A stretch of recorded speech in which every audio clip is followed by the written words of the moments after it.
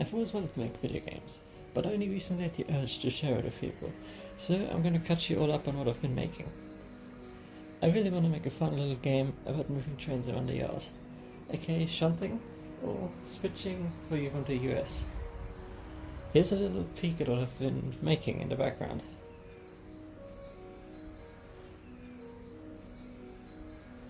Let's start with tracks.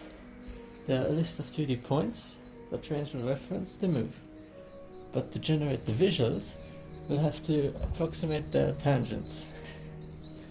The simplest approximation is a vector from the point before to the point after, and for the start and end points, the angles are defined. I even made a track editor. Take a look at this.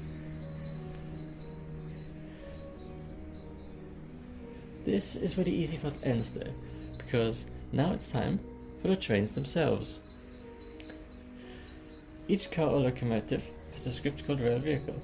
The script has an optional field for locomotive script, speed, and 2 fields for bogies, each of which independently store a line ID, point ID, and the distance from the point.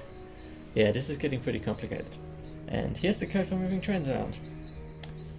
Pretty complicated, but it should do the trick.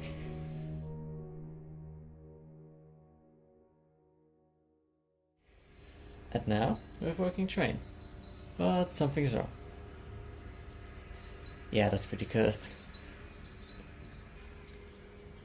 To combat the compression and stretching, we just have to calculate the distance and compare it to what the distance is supposed to be and adjust it accordingly.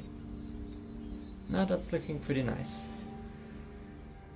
Now we have tracks, we have locomotives, but what about trains? Let's take a look at the checklist. If you have any suggestions on what to add, I linked the Discord server in the description. The last thing I wanted to do was add coupling. If you click a coupler, it should check in an area for another coupler and connect the two if possible. This should be as simple as writing a loop. Maybe. And it connects perfectly. They don't move with each other though. Getting this to work took me longer than I'd like to admit. But now the buffers don't work. For this we're going to need to figure out how 2 cars intersect with each other. And for this we're going to use Unity's Collider 2D bounding boxes. It almost works, but yeah. To fix this, if the cars are moving apart, just apply the forces to them and they should slow down on their own. You may have noticed in the background there's still some features I haven't mentioned, and those are gonna have to wait for the next video, so stay tuned for that. Bye!